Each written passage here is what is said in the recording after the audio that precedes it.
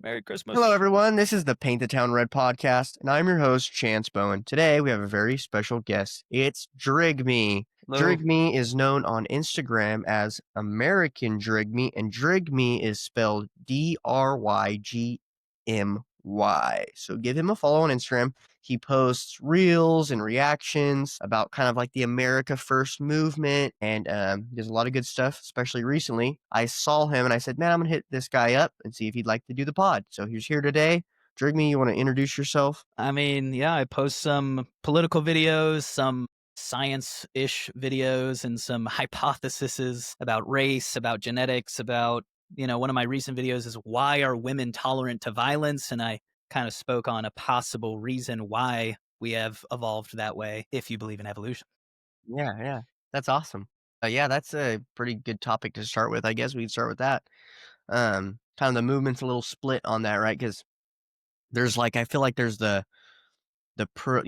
just talk about the America First movement. I think me and Drigme both were like solidly America First in that movement, but there's little factions of the America First movement, which I think is worth talking about because we're at a point right now where like now that Nick Fuentes is becoming mainstream, there's people that are kind of even in the America First movement that are going, I don't like every single thing he says, and they're like, just kind of doing this whole thing. So I think it's important. Like I liked what Tucker Carlson when they were on the podcast together. They spent a fair amount of time attacking each other. And then they did the podcast.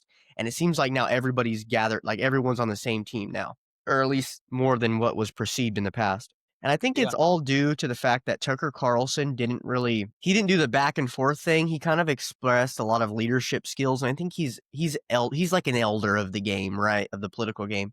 And he was just kind of like, hey, you have beef with people? Who cares? Pretty much is what his whole thing was. So I kind of like that. I kind of like seeing that. And then in my life, like at church and everywhere else, I've had a lot of signs that are just that my pastor's just been like, hey, let God work out the details.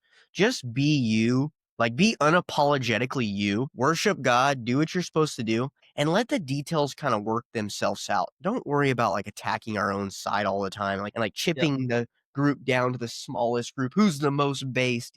Yep. I think it's better to kind of go, hey, they say some things I like, they don't. Oh, well, this is what I have to say type of style. Yeah. It's kind of like having a neutral opinion on your own side since white people or Christians, whatever, are so divided.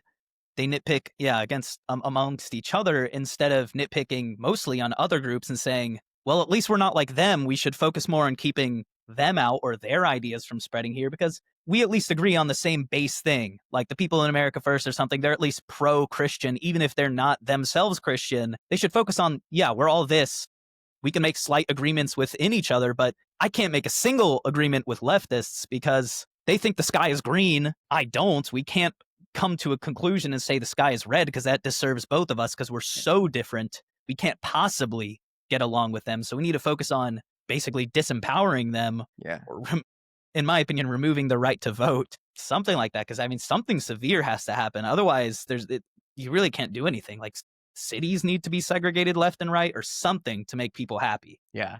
Yeah. There's a lot of things that are being proposed as of right now. Some crazy things, some things that think, oh, okay, that makes sense. And I guess we'll go into back to what we were talking about originally, which was kind of the women aspect of the movement. So you have America First, you have Nick Fuentes going online saying, like, women need to shut the F up, right? And it's like, oh, God. But and I think mostly he's joking. But also, too, there is a little bit of truth to that. It's like women do have a disproportionate amount of an ability to pretty much get views. Why? Because they have tits. I mean, let's just be honest. And so you'll get like I see a lot of influencers that are girls and like their politics haven't quite developed yet. And maybe they're not even good at like arguing, debating, or like doing anything that's substantial when it comes to politics, but they've got a ton of following. Why? Because they have tits. And so then they get a shot on a podcast that's like, really popular. And then it makes our kind of whole movement kind of look cheap to me, in my opinion. And then you go, wait, we're a Christian America First movement. But then like our spokesman a lot of the time is like some bimbo blonde who's just like, it's just like, man, I don't know. And I don't want to be a hater. Like I don't hate on them if they have a lot of views. Hey, they're helping us all out by spreading the word for sure and kind of making it mainstream. But there is something annoying me now that the America First movement is mainstream. You get all these like I said, these hotties, just Yeah. like MAGA. Same thing happened to MAGA. MAGA was kind of fringe, and then once it became mainstream, you have all these hotties jump on board and have their Instagram. They have a cross on their Yeah, chest, but then they got these big old their breasts hanging out. So yeah, what yeah. do you think about that? That's something I was talking to or I mentioned to Tommy, if you know him, Tommy Benelli or something. I don't know his last name. Tommy Uh, Talks. what's it? Tommy Talks is his name on Instagram. His name is like Philosophical Mind on TikTok at least. I don't know if you've Hmm. seen him. He's like organized some America First stuff. Take a look.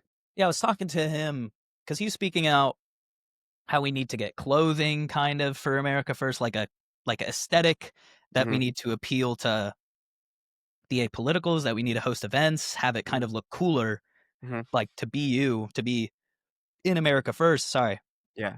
But yeah, to have like the best image, to be the coolest kind of, because that's how you win the apoliticals over. You have to have the most aura, Hmm. have the best parties, have the people wanting to be with you, literally just to have fun or see it as the best economic opportunity or something. Because that's what most people care about. They're like, how can I have the most fun and how can I make money or be a part of something that uh makes money and that people I want to fit in with something. That's how you have to win over the masses is to have a look, Yeah. attract people in. And I was like, yeah, how are you gonna deal with these, or how are we gonna deal with the people, the women who are gonna come and join the movement? They're completely apolitical, or they don't know that much, or they're bimbos, for example, and they're almost dressing provocatively within a movement that's counter provocativeness. It's like, do you let them in? Do you not let Right. them in? Do you ostracize them? It's like, but also you don't have the power to ostracize them anyways, and you can't stop people from liking what they see or whatever on the right. They're still men. They're still going to be like, she's hot and she Hmm. agrees with me, so now it's okay if I Yeah. say these like, oh my god, you're so hot thing, or mommy milkers or whatever the heck, because people on the right will say that. They'll like put some The Lego Pepe the emo joint. Frog thing with like this, or like on a goth girl, they'll put like some little image. So I don't know. I think they're useful. I think hot women they're the tipping point of any cultural movement. Once the hot women agree with something, all the other women are going to Yeah. conform because they all deep down want to be the hot woman who has all the opportunities, who has the Correct. money, who has the handsome men around her, who has the free Gucci bags and whatever this consumerist stuff. So I mean, you kind of need them. And modern Correct. women are provocative. They like the exposing dressed anyways, so they're going to listen to people who dress like them. Hmm. I think the best way to convert people, especially people like this, anyways, I thought about this before, is you need to have people who sound like they're on their side to convince them to come to a different side. That's what I was thinking. Like, America First does need gay people to get gay people to come over in a sense, or at least pretend to be gay or something like that. Because women, they listen to gay men. Women, and then they listen to women.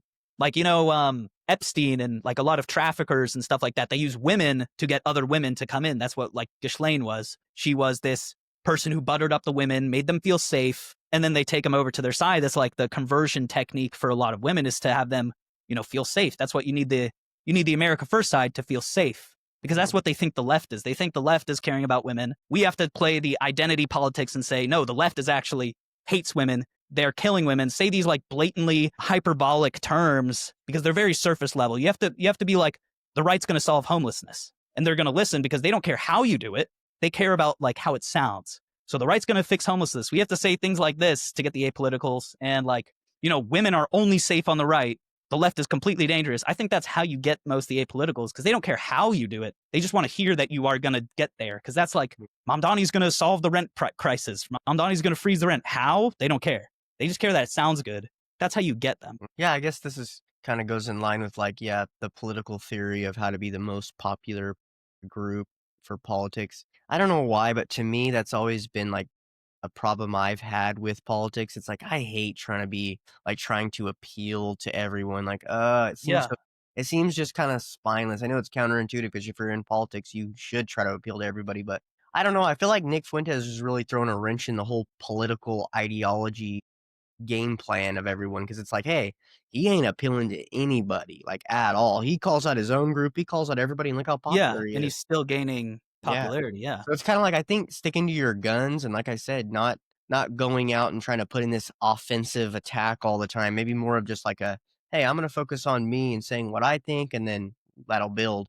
But about the gays, so let's just say you became president tomorrow. Would you allow gays to get married? Are you for Uh, gay marriage? I actually saw a post about that recently, that they were considering removing that or something federally to make it up to states again. Personally, I don't think it's marriage because marriage is a Christian thing between men and women, no? Like, so by definition, it's technically not marriage. I don't care as much if someone is gay or if someone is trans.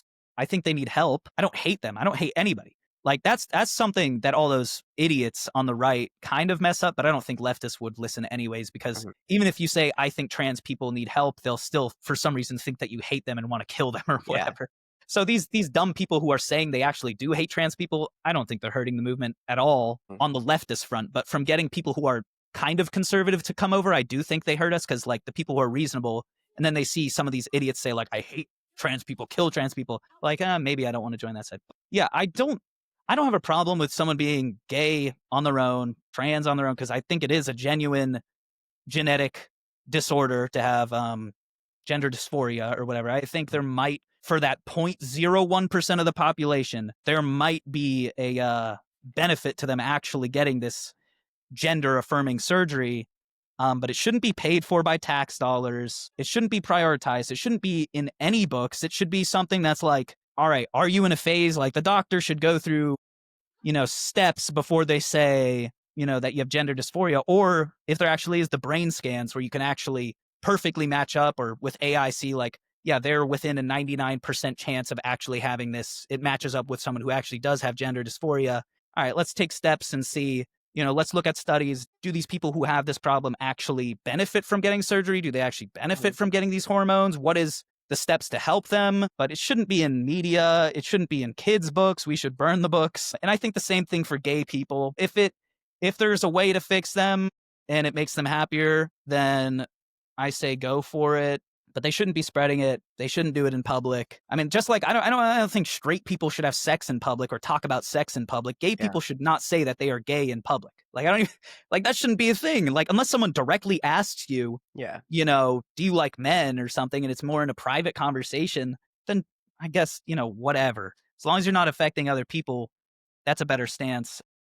Yeah, I I would guess I'll let you end say what if you I think. was Yeah. president tomorrow, I would end all gay lobbying, LGBTQ lobbying. I would not Yep. allow parades to mass on the fact of LGBTQ.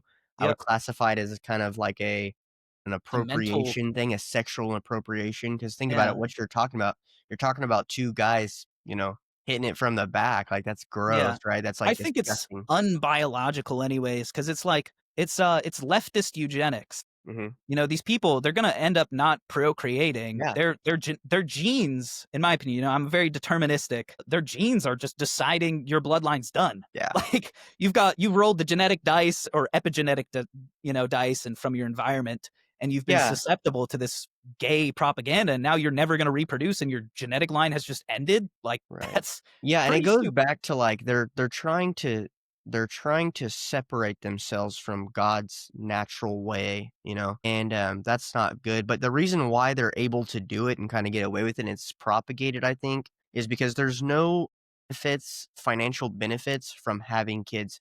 You see, the reason why our population has been exploded in the past and all of our grandparents had, like, 9 kids is because we all had individual homesteads or, like, farms, a lot of us did. And so Yeah, those it helps kids to have were like kids. farm hands, right? So when you Right. had a birth, it was like, oh, you get extra help on the farm, bigger Yep. farm you can get, and that kind of incentivizes to have children.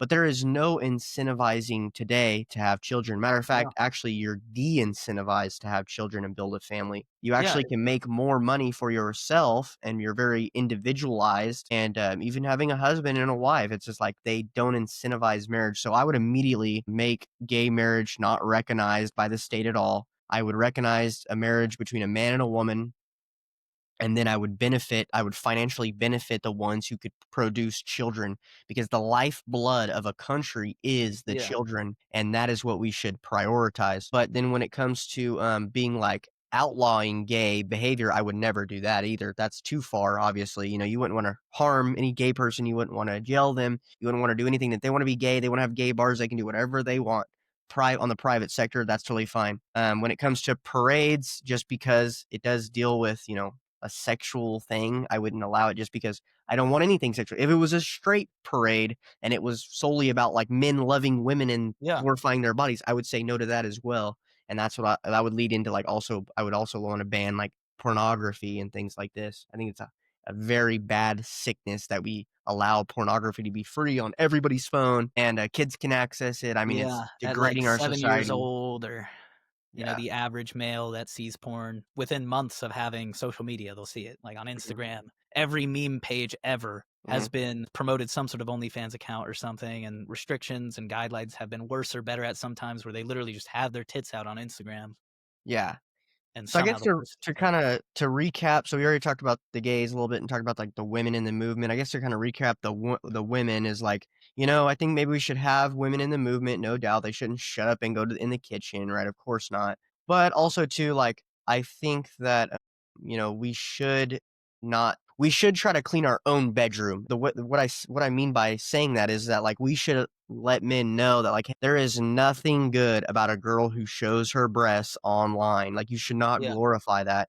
And if you didn't goon all day, you probably wouldn't even care for that girl. All you would see was what she's saying, and then you'd go, "This girl's stupid," and then you'd move on. yeah. You'd never follow somebody like that.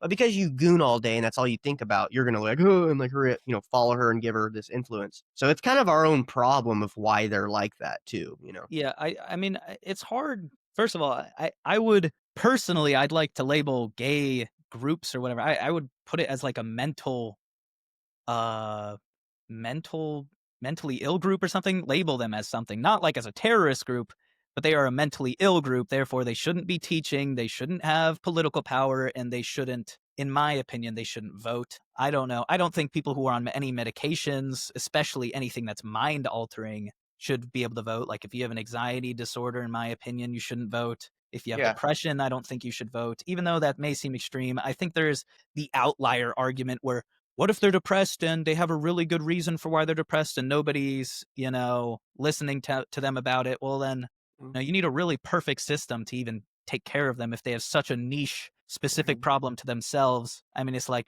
do you really expect the rest of the country to bow to such an outlier issue? Because that's like the leftist whole thing.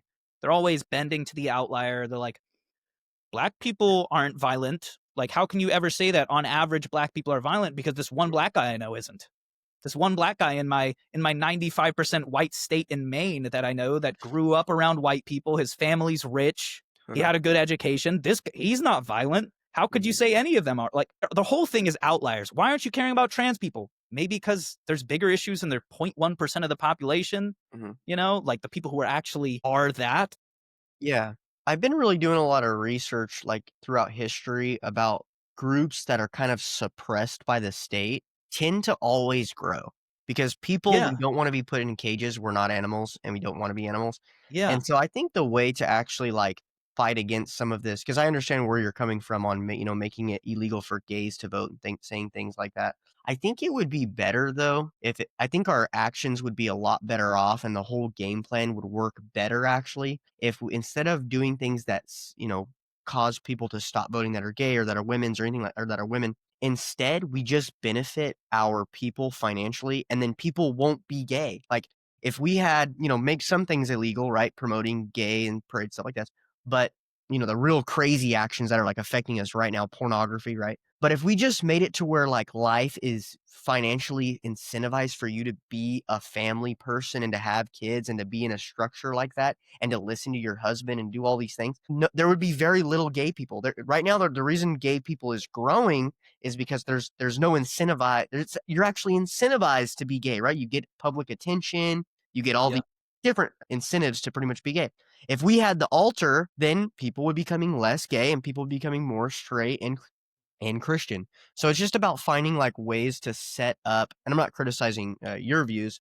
So I've been thinking about this a lot, and I've had a lot of things in my life recently that have came up that have kind of showed me this. I always pray. When I pray, I always say, Lord, light my path. And man, I when I started doing that in my prayer, I got fired from my job. I like got a bunch of things happened in my life, and I'm like, wow, yeah, he's really lighting my path. Right now, it's like the overall message that I'm getting is like we can't let like there's a big right now in the America First movement, there's this like knee jerk reaction to be like, oh, it's okay to be like totally radical or like totally something that we know is probably not going to happen politically. Like if those are your views, go online and say it, right? But I think there is a time when we're going to have to go, okay, now this is reality. Now we are in power. Like America First is the movement now, it is the mainstream. And now how are we going to like take what we've done online and like transfer it into actual power and to an Yeah. actual movement to make our nation better and greater and better for everybody. The biggest thing within the America First movement is the Israel lobby, right? It's the Yep. globalist Jewish billionaires who are taking advantage of us. So, and the way they're doing that is by incentivizing the people that weaken us, right? Or that we believe weaken us, like mass immigrating slave labor to our nation and making it beneficial to be gay. We have to reverse those things. And I think the way to get that done is just saying, hey, we want our country to thrive and we want our numbers to be high. How do we do that? Well, we got to have more kids. How do we have more kids? Well, let's financially incentivize it and let's see all the droves of families that come in and start producing children and start building families. Why can't they? Why don't they now? Why don't they have family? Well, they don't because we have factory farming. Factory farming takes pigs and chickens and puts them in these little cages. They have a terrible life. God would never. I don't think Jesus would like this at all. And then the older generations, they go, "What? Well, you want everyone to starve?" No, I don't want everyone to starve, but I also want to work to not have factory farming like that. That's a left wing topic. PETA or Yeah. whatever. Yeah, treat animals right? But I think that's a big thing that we should start working towards. Is like, instead of having factory farming, why don't we go back to the old model where like everyone has kind of their own little homestead or like a property where they can grow their own food, or like neighborhood properties that they grow food in. And of course, you're still going to have some level of, I think, factory farming and things like this. But there's got to be new, innovative ways that we move towards a better environment for us and the animals that's morally correct. And it will benefit us in the long run. I mean, you think about it, if we all had our own homesteads, all of these poisons that we're getting poisoned by, all these big companies like McDonald's and stuff that are poisoning us on a regular basis, they wouldn't even be around because we'd all Yeah. have our own stuff and it'd all be super healthy and good. This is the movement. Like Maha was the movement into health. So let's start thinking about, okay, how are we going to financially incentivize to start moving in those directions, actually, not just banning Cheetos. Like, yeah, banning Cheetos, okay, they're going to find out another chemical and they're going to have another Cheetos and it's going to be right behind it. They're just going to Yeah. replace. We have to not just ban Cheetos. We have to figure out how to get people to start producing their own food and go back to the ways we know work that have worked for thousands of years. Is it going to be the same? No, it's going to be different. We're going to use modern technology to do this and all these other things. And it's actually exciting to start thinking about those things. But yeah, so I think a lot of these problems actually solve themselves when we do what the America First movement's about, which is getting these Jewish billionaires to stop preying on us and incentivizing our downfall. Yeah, I mean, I think a lot of what they do, the Jewish question or whatever, 95% of them, in my opinion, are probably not these ethnic supreme people, especially the ones in America, because every religion in America is modernized. Everybody's lukewarm. You don't see a single bad Islamic person because they're not practicing Islam. They're not beating women in the street because they are lukewarm. They've never been Islamic. They just call themselves Islamic. And I Yeah. think that's a huge thing with Jews in America. Tons of them are secular anyways. I think the problem with it is that they are ethnically tribalist, just like every race should be, in my opinion, technically, or at least is biologically set up to be. The white people are the least doing that, or maybe genetically we've been made the least likely to do that. Maybe because we have to cooperate the most to survive in the winter environments, and that shaped the people who survived and didn't. But I think that they're mostly just neutral. They just would, if it's going to hurt other people to slightly benefit themselves, they will. But the Mhm. problem is the people inside of their group that are like, we need to hurt these people. And they'll just go along with it because they're like, well, he's my people. Like, if he's telling me to do it, it's not going to hurt me. It's going to help us. Why not? I think that's how all tribalist things are. There's like the 1 to 5% that are like, fuck everybody else. I actually hate everyone else. And then the 95% that are like okay with it. They're like, well, okay, Yeah. because they are not super against these people because these people are in their group and operating under their religion. Like if it's under Islam where they're saying we need to kill all the Christians and stuff like that, the 95% or however many percent are going to be like, well, okay. I mean, it's allowed in the religion, just like in Judaism with the Talmud, even though 95% aren't like, I want to go kill the Goyim and I think Goyim are like animals or whatever. They're going to be like, well, these guys do, and it's protected by my religion. So, all right, go ahead. It's allowed by some rabbis, so some people can do it. Just it's tolerance, it's a compliance, it's a tolerance of violence, but it's a tolerance to violence to other groups. And that's what I was speaking about in my video, is that women are, for whatever reason, very tolerant to violence. And I think it was because they're supposed to be tolerant to violence of other groups, but it's been twisted in America to where they're tolerant to people being violent against themselves, Mhm. and letting people in who are violent to them. So, Yeah. Yeah, we'll talk about that. Actually, let's go into that because that's interesting. I actually want to hear a lot about that while we're on the topic of kind of women in the movement. But so why are women more likely to kind of, you know, I feel like they're more likely to like think that the enemy, or not the enemy, other is like not bad, and to always try to make friends before we say, hey, yeah. no, let's build a wall. Let's Yeah. build a wall and keep them separated. Whereas women are like, no, no, no, let's make friends with them. Why is that? I'm gonna talk about it from a evolutionary standpoint because I think Mhm, it's definitely a complex issue and definitely could have tons of different things. One thing is that women, for however many years, especially during the population explosion events, like in the past 500 years, say, mhm, they haven't had to be in this super survival situation where they need to make these hard decisions. So tons of downright stupid women have had tons of kids and passed on their genes and also passed on their teachings to those kids. mhm, And men are how they are. They sleep with any woman they can. So, it doesn't matter the quality of this women for some men. They will still sleep with this women. They'll still reproduce. 100 of these really stupid women 500 years ago having 8 kids each, and then trickle down over the last 500 years in these population booms. Now we have, 50 million women could have been descendants from those people, something absurd. You had 20 million who are from these genetic stupid descendants, and also have continued and passed on this cultural teaching anyways, because even if someone isn't stupid by genetic, they could still be taught stupid shit and then teach their kids stupid stuff, even though they weren't predisposed to be stupid. And then they mhm. just keep passing on this stupid cultural effect. Yeah, yeah. Not all genetic. Yeah. Yeah. Also, I think that, I think women are supposed to be tolerant to violence because it's genetically advantageous to pass on, because men have, for hundred thousands of years, they have had to defend the women from not only animals, but also from other tribes. So you have to be like the men who are the strongest, who are the highest in testosterone, or the most likely to get violent the fastest. They are the people who are going to protect you. Because if you have a man who's like, are these people trying to kill me? I'm going to give them 5 minutes to walk around my village.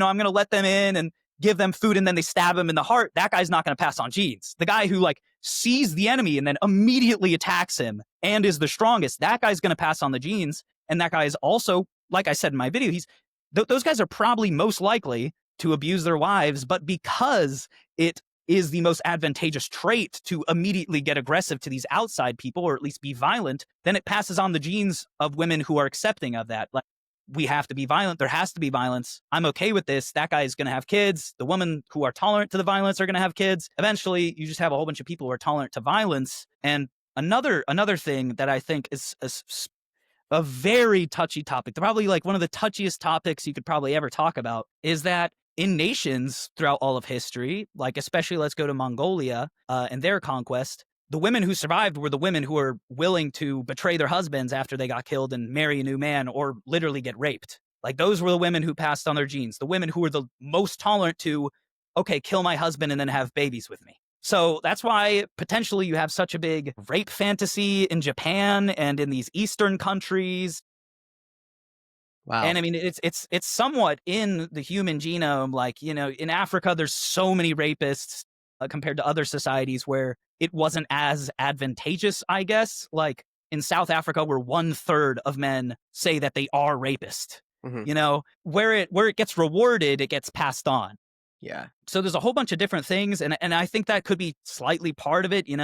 The Vikings or whatever would go to a place. The women who chose to have babies with them and betray their husbands and accept this violence, they had the ones they passed on their genes. The women who didn't want to, they just killed them or forced them. That's So a good point. Yeah, there's a yeah, lot of factors that are kind of, dwindling women down to have this certain behavior that we see today. And it's like relative, and like they say we're crazy for not thinking like them. And it's like yeah, that's why it's hard to talk to women that are definitely like left leaning, but even that are not left leaning, like just women in general. Like I know, we're not supposed to like hate on women. I understand that, but man, it's so hard. Like I just feel like we're being betrayed so hard right now. Like men, especially like European men in Europe, it's like we've spent thousands of years standing on the outer edges or the gates of every tribe, defending it with our lives. And then women get the right to vote, and now they vote to flood our nation with other people. Just Yeah. open the gates and let everybody in so they can sleep with all of our women, all of our daughters, and we get quite literally erased and we have no tribe at all. Like, that's I think it why really when we has say, been like, like the we don't coddling of women, yeah, like it's like, "We over don't think time. women should vote." It's like, well, no, it's not that we don't think women are smart. It's not that. It's just that women there's roles that God gave us. Women have a really important role, and it's not important, it's really important. It's just as important as the man's role. But if you allow women to come in and be in the man's role, it weakens the men, and it's vice versa as well with the women. It weakens each of us. We have to be able to go, hey, no, women have a very important role that they need to fulfill because if they don't, we're going to go extinct. We need you to pull through on this, on that, Sure. on the jobs that you have. And we need the men to pull through on the jobs that they have. And it's better to lean on the side when you're thinking of a defensive minded policy to be a little bit more, unsure of other people coming in because more often than not, they're bad people that don't like you, that do want to erase your group, that are Yeah. racist, that are bad. I mean, it's just the reality of the world. And being naive to that is what women typically have like their like default is to be naive to that. And it's Yeah. just sad. I see a lot of people with Nick Fuentes right now, too. This kind of explains it well. It's like I listened to Nick Fuentes a long time ago too, and it's like no girl was ever talking about, like him being cute or anything. But as soon as he gets, like, success and, like, everyone likes him, Yep. all these girls come Yep. flooding in. And they're like, "No, no, no, it's because he's cute, it's the way his humor is." It's like, all the time, like, "No, it's his success. If he didn't have the success, you would I mean, not be he's interested." brazen, he's confident. I think that's Yeah, what women look for, and yeah, that's like why they fall for these asshole type guys often who literally do just treat them bad, partially because, like I spoke before, they're kind of just okay with it. Like a lot of these women are have been genetically passed on to just be tolerant to violence, even from their partner. And it's because these like more violent men are often very stubborn, like these asshole type guys. They're very stubborn to what they believe. You either like them or you don't. And that's what women are I think, yeah, often attracted to. They don't really want a guy who's gonna waver mhm, much. Like, in Christianity, they want the man to lead the house and to be the stone that the for woman sure. cries upon or something like that, and takes on a little bit of the harder burdens of the outside world. And I think that's, like, what they see in that, and then they end up having a worse life or whatever when they pick these stubborn asshole type guys instead of a stubbornly good person. But yeah, I think it's so much just because it's the product of a privileged society. It's the coddling of the American mind because it's not just women, it's a ton of men that they've never seen bad in the world, so they think the world is good. Like they've never seen these African migrants. They live in Maine. They live in these 90% white places or these rich places where the only other races that are there or cultures that are there have assimilated to white people's way, or even like they're the smarter people in those races, for example, or most black people in America are some percent European anyways. They're like 50% or something like that on average. Like I don't know what the number is, like 30 to 50% just because of over time and then the slave master kind of time period. So they're a percentage European. Some of them are definitely, as smart as white people, just more rare or whatever. The bell curve, is set a little left or something like that. So they're around these like smarter parents, the parents that are in the nuclear family of those races. Then they make their whole worldview on that, just like the women. They're naive. They've never seen this is like a big problem I have is that people are so unserious because they've never lived in a world where they need to be serious. Like they will literally laugh in the face of an immigrant that's trying to touch them or try and steal their phone. But if that immigrant doesn't succeed in that very moment, they won't give a shit. They'll laugh it off. Like I made a video about this lady. Her phone almost gets stolen by this immigrant. She's like, "Oh my god, you're crazy!" Like she like laughed it off, like smirked it off. It's unbelievable because they'll laugh until they die. Like that's the problem with them. They're so unserious. We're in such a joke meme economy. Like jokes are the best persuasion technique in this modern world. If you make a Yeah, really good joke, people will come to your political side. That's why jokes and edits are like the forefront of America First, even though it's supposed to try to be a serious movement. That's just the best way to persuade people because people are so unserious because things haven't gotten bad enough, especially for a lot of these people who live in these privileged as fuck areas. And they're like, let them in. Everybody's good. Everybody's human. Everybody's this. Everybody's that. He's absolutely equal no matter what. I know Christians believe in some sort of equality. I haven't actually asked this question to my pastor since like I said, I'm an agnostic determinist. That I guess Christians believe in a more soul equality rather than a physical body equality and physical Yeah. equality, and that Yeah, you so don't when have. Jesus came and fulfilled the new covenant, he said, "Nor Jew nor Gentile will be without Christ." So pretty much what that means is like no matter your racial group or anything like that, you all have the ability to, accept Christ as your savior and be saved for the kingdom of heaven when you die. And I think that's important that you bring that up because yeah, that is true, right? It's like yeah, no matter the race, it's about your character. Now, does that mean that we need to go in every area of life and make it acceptable for every racial group, minority, Yeah, sexual orientation, and make it like, no, that's just unrealistic, one. And two, God, God doesn't want that either. Because remember, if we take all the people, like, just say for instance, Mexico, okay? Mexico is a nation, and it's like Catholic, and it's a good nation. And it's one of our partners, actually, our trade partners. If we go in and we take all of their working class people, their low working class people, immigrate them to the United States, and then they work for slave labor and they yeah, get mistreated and treated like second class citizens here, every aspect of that is not good for them, for us, and for Mexico. So it's yeah, very not Christian. We're actually taking from them. We're stealing their youth from their nation. yeah. That's wrong. That's unchristian. People get that mixed up and they say, how could you be Christian and be saying that you don't want immigrants to come to America? It's like, wait, what? It's totally reverse, but it's the Even way they package things. They often package things to fit their narrative. We know that. Yeah, even like just taking high skilled immigrants, it's the question like why do you need their doctors? Why do you need their engineers? And it's hurting their nation. Mhm. Undeniably, if when America was only taking the best of the best, you are undeniably taking the best of the best from their country, from making their countries better, from fixing issues there, from building businesses there, building infrastructure there. Why do we even need them in the first place? It's hurting Like it's us. odd. Like why we could just make our own. It's such a lazy thing. Ooh, that really smart person over there, let's just take him in instead of let's just increase the education for our hundreds of millions of people or whatever millions amount of people you have in America. Yeah. It's way more efficient to just invest in your education Yep. than it is to just look at that simple solution. That guy right there or these couple people in these other countries. Let's just take them in so that we don't have to do any work. So that we don't have to And fix that's the anything. thing that the older people too say. They say, "Well, look, you guys aren't gonna go pick those fruits and those vegetables out in the farm fields, are you?" Yeah. And it's like, "Well, We why would if we not? raised them Wait, that way. why won't we go pick those fruits and those vegetables out in the farm field?" Well, there's 2 reasons. 1, because we're all lazy and we're spoiled brats. Well, whose fault is that? Yeah. Yours and our environment. 2, they don't get paid a normal wage, a living wage, or like a wage that's actually worth anything. So, yeah, you guys are playing slaves to do that.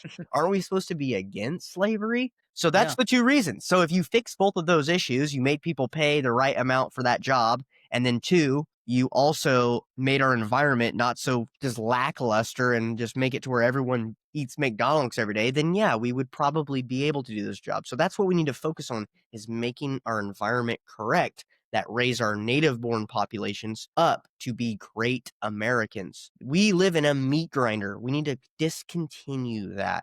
And the older generation, they just don't care.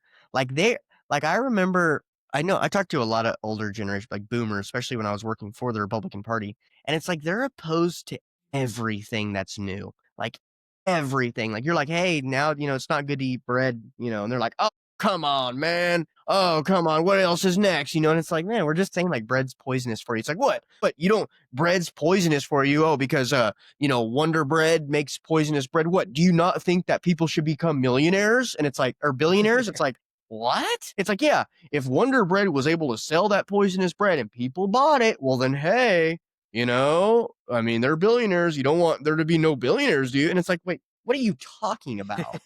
Like he's poisoning us. He's lobbying our government to be able to sell the poison. Like, what are you even talking about? Are you okay with heroin sales too? Like, it just makes no freaking sense. But Some things, since I am such like a determinist kind of, I'm like, from my opinion, I'm like, should I help everyone unless they want help? Like in my opinion, it is our choices to be eating these poisonous things, and the people who are resistant to these addictive things are the ones who are going to pass on their genes. The people who are resistant to getting addicted to scrolling on your phones, those are the people who are going to become the most successful. The Mhm. people who don't, just by culture or by genetics, don't eat these poisonous things as much. They're the ones that are going to pass on their genes. So eventually we are like natural selection's always happening. Yeah. We're just in like an extreme supernatural selection where 90% of people are addicted, 90% of people are chronically ill or And they're getting these diseases or poisoning themselves. So we're eliminating most of the population. Friggin' 30% or whatever, don't want to have kids or gay or trans or something infertile, something like that. So that's, Mhm. we're just like in such an extreme natural selection period. And like all those people are technically going to die out, but it's like, it's too, I don't know, it's too soon in a way. Cause this is what I was going to talk about. I don't think it's bad, in my opinion, for a population to plateau or to even go down for a bit. Like every population in the world, like all animals, they go down a bit, they plateau, they go up again. It depends on the environment. And like if you just let these things, instead of flooding your nation with tons of immigrants, as long as you can sustain your economy for long enough until the older generations die out or something like that, well, then you've just freed out a ton of new land. Everything's just gotten cheaper. Like if you have a population chart where it's a little older or something like that. Mhm. When Mhm. all those people die, whole bunch of land just got freed up, whole bunch of businesses are getting sold, everything becomes cheaper, labor becomes more in demand. So it's like eventually it's a self-correcting problem. The people who will have kids, even in those environments, are the ones who are going to have kids. Like conservatives are still at like a 2.0 birth rate. It's just the leftists are at like a point 0.8 or something like that. So they're completely dragging the population rate down. If you're just looking at the conservatives, it's so insane. Conservative white people are at like 2.0 and liberals are at point 0.8. So when you put them together, of course it looks terrible, but eventually it's a Uh-huh. self-correcting problem. Natural Yeah. selection is still happening. Eugenics is still happening. Even these leftists are promoting things like eugenics. Not all of them, but they don't even know what they're promoting. They like it's so odd to me because like these women are very instinctual. A lot of the times they just say shit, and sometimes in a weird way happen to be right. It might not be the best solution, but video I just made yesterday where these women are saying all men should start in jail, which is like, okay, that's a little bit of an odd solution, but they're like, until they prove they are not violent, then they can go into society. And it's like, that is directly eugenics.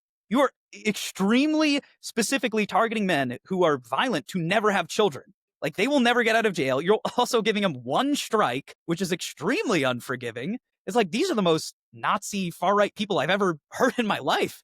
Like you're gonna start everybody in jail until they prove they're not violent. Like that's that's extreme.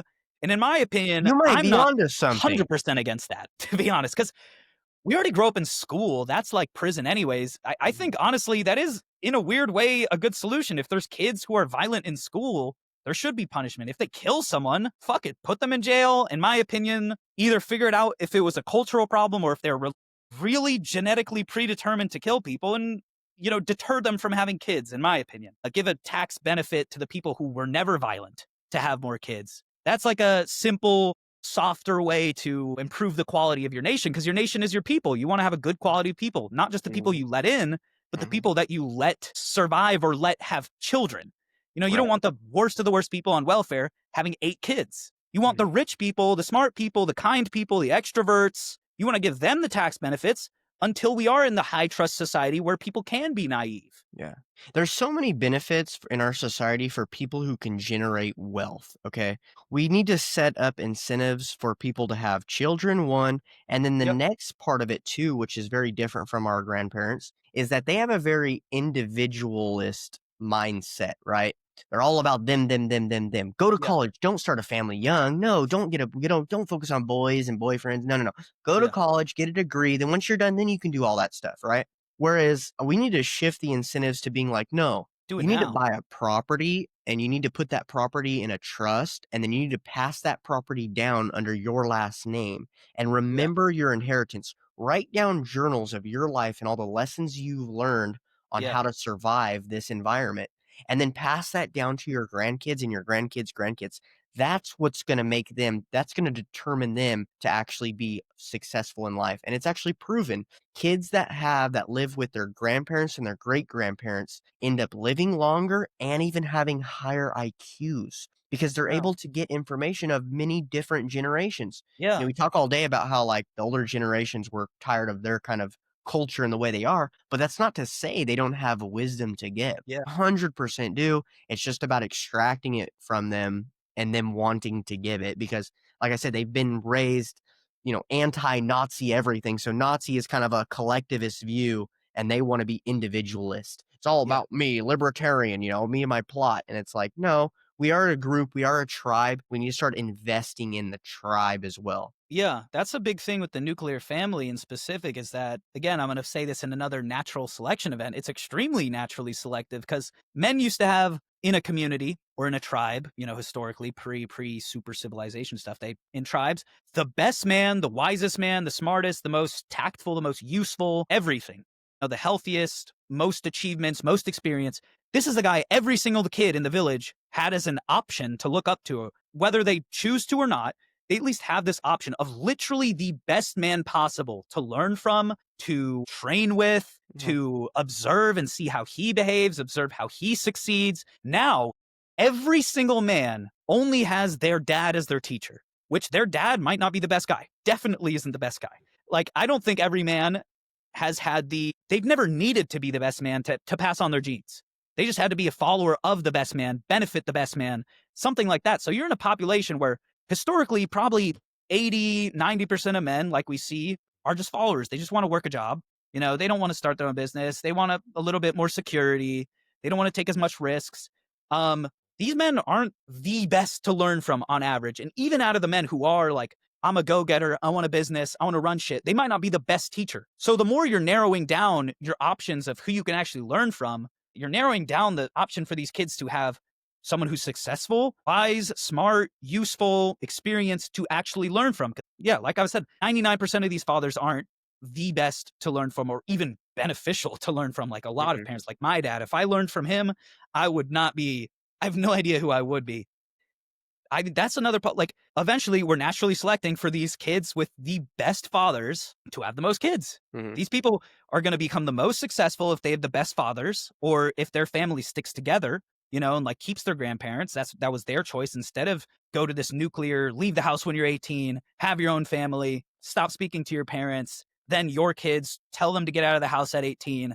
The people who didn't do that, they're at an advantage. The people who are extremely smart, extremely successful fathers, their kids are at the advantage, not just because of their lessons and their genetics or whatever, but also that dad already has like a ton of experience. He already has the opportunities. He already has the connections. So these people are an ultra like selection they are like going to succeed way more than other people. And the other people just don't, the other men and women don't have those mentors to look up to.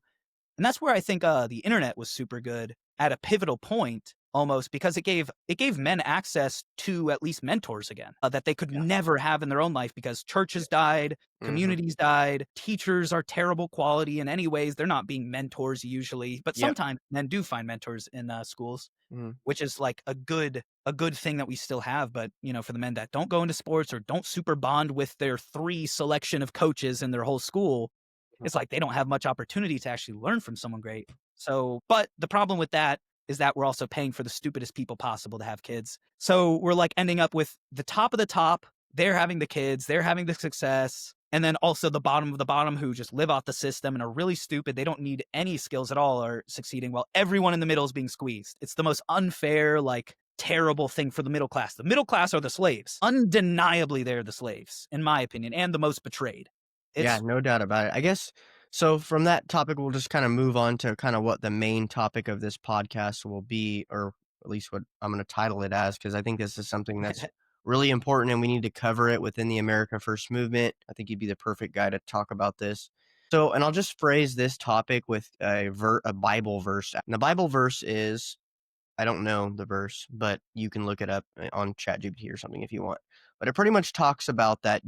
It's very clear. Don't seek revenge. Let God get revenge on people. Don't seek revenge. You do Yeah. your own thing. You do the right thing. You go about it and let God take his revenge on these people.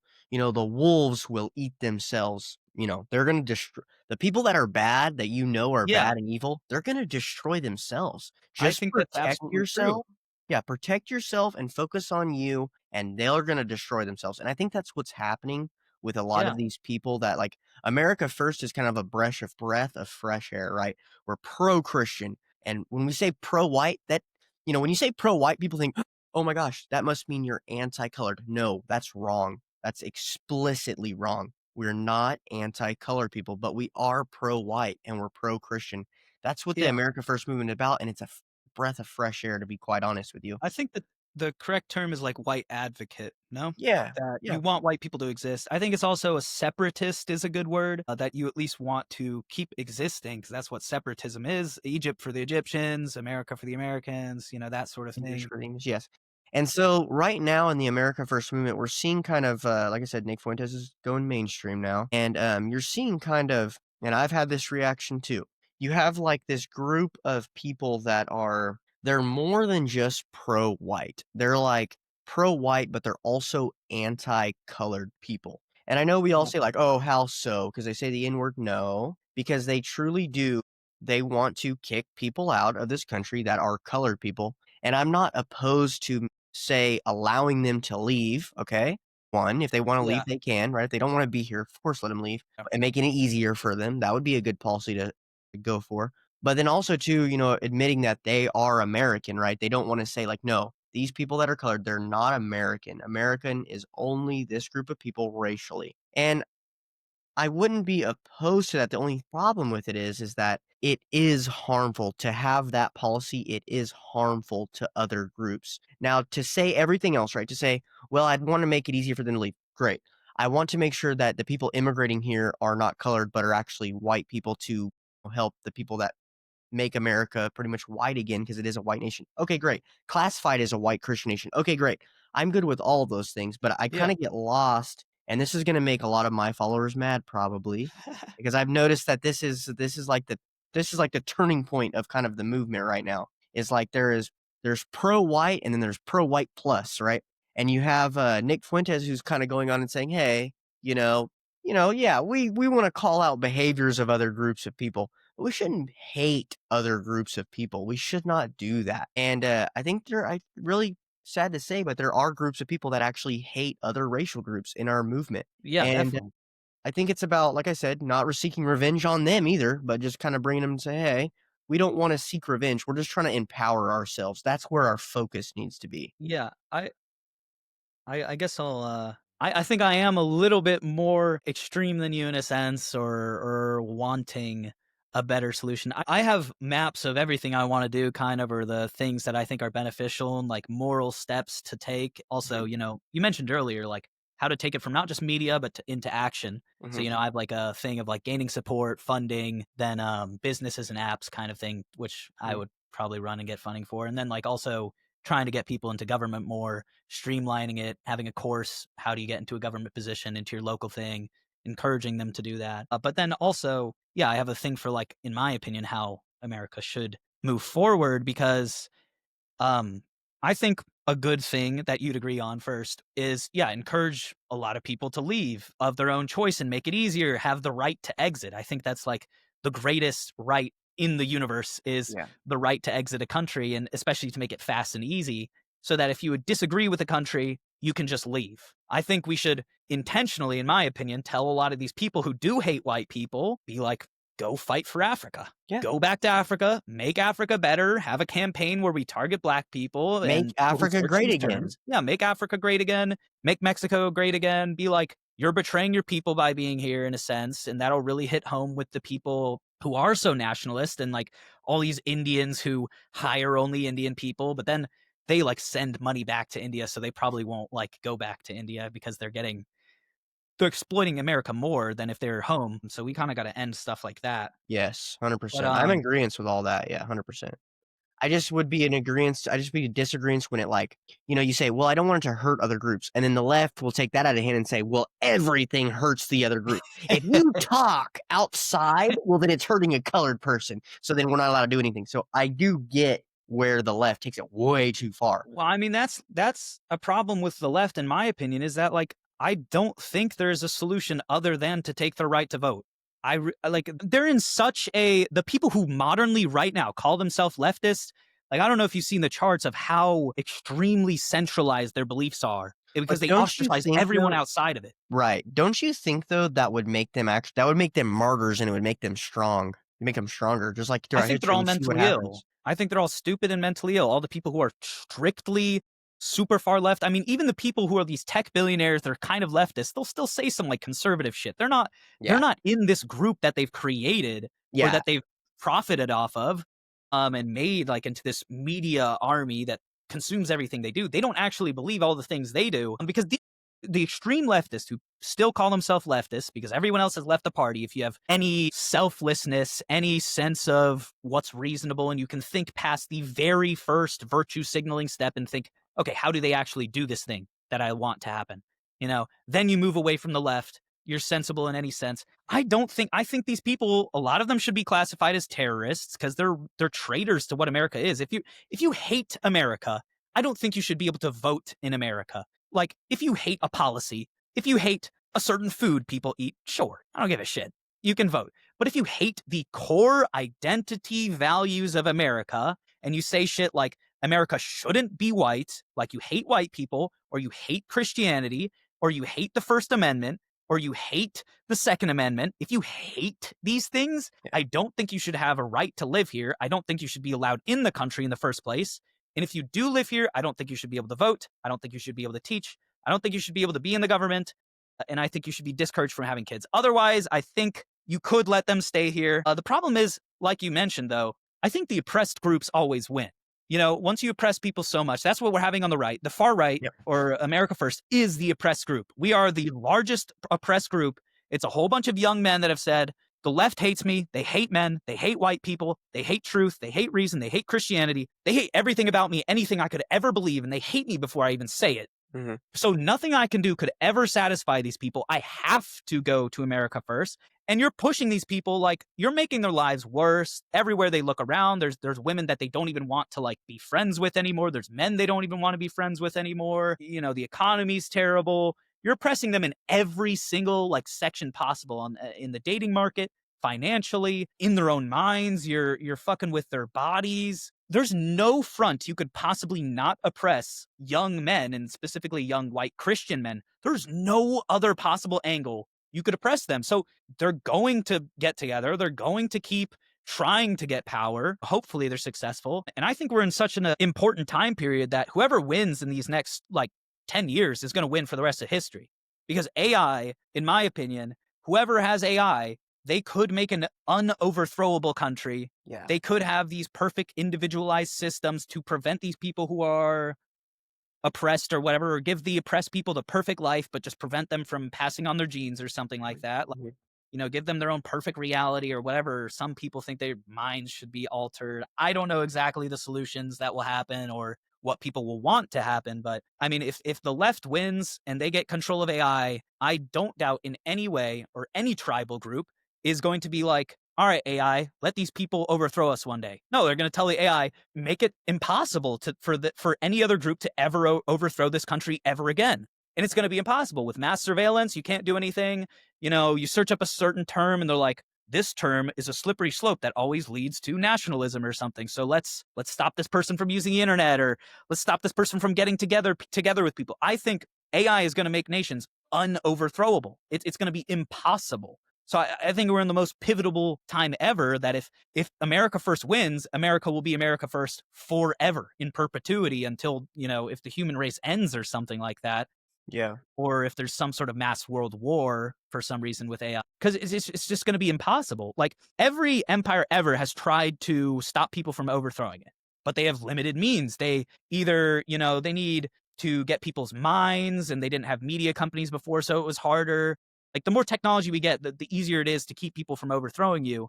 And AI is going to be the epitome of that because you can stop them in every single way possible. You can have a better robotic military than them. No human body could ever throw it. You don't need people to agree with whoever's ruling the AI anymore because it's stronger than everyone else. It's smarter than everyone else. It can surveil everything. It's like whatever wins is going to win forever. Yeah.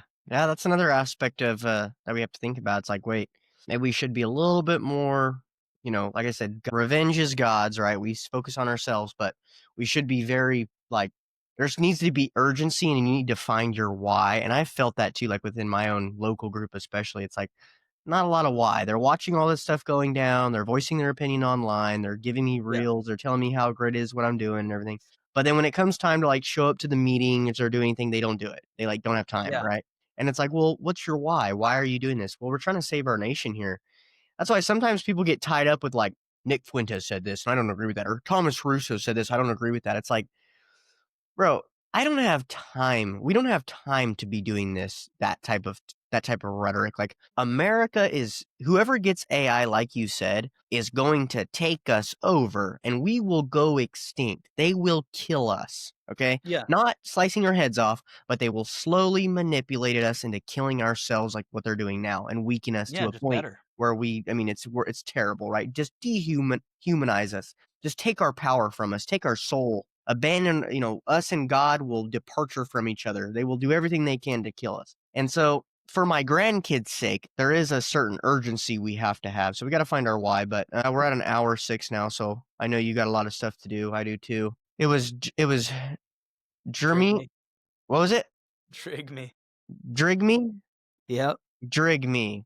So we have a lot to think about, especially with the AI topic. My head's gonna explode now because yeah, that is a lot to think about. You brought up a lot of good points about AI, so I'll have to think about that. I don't know.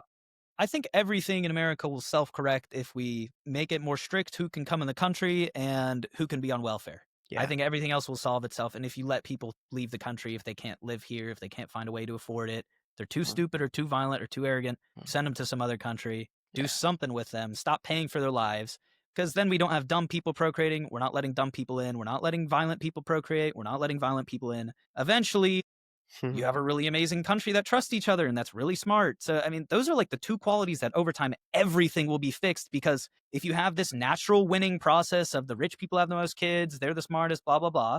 Eventually, over time, you just get the super successful, super connected, super extroverted society. It's just the problem of letting bad people in and letting bad people keep having kids. Yeah. That's it. It's like let nature do its thing. It's very Yeah, good at it, I mean, obviously. they're killing themselves in New York. Those leftists have just New York isn't in the U.S. anymore.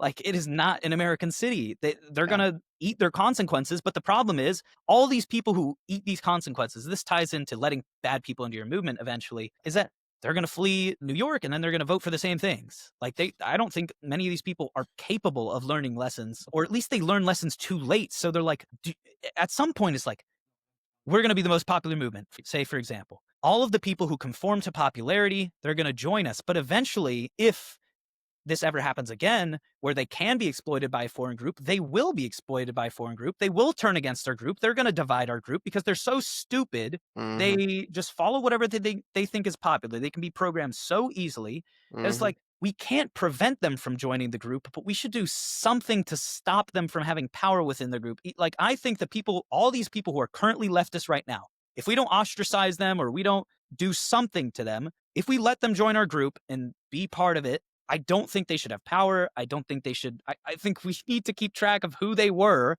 in my opinion, to stop them from ever causing this again, because they will. They have the capability to have their minds exploited again or be so surface level that they do this again just within our party and then destroy it again. They're like the destroyers of society. Yeah. It's a good point. Alright, thank you so much. You wanna, your Instagram is guys, follow American him. Drygmy. Drygme, American Drygme, guys, follow him. We hope you guys have a wonderful day. What is today, Monday? Yeah, Monday. My Yep. son's on a my son is on a school break, so I'm all over the place, but, Monday, so we'll see you guys tomorrow. We hope you guys have a great rest of your day and a great week.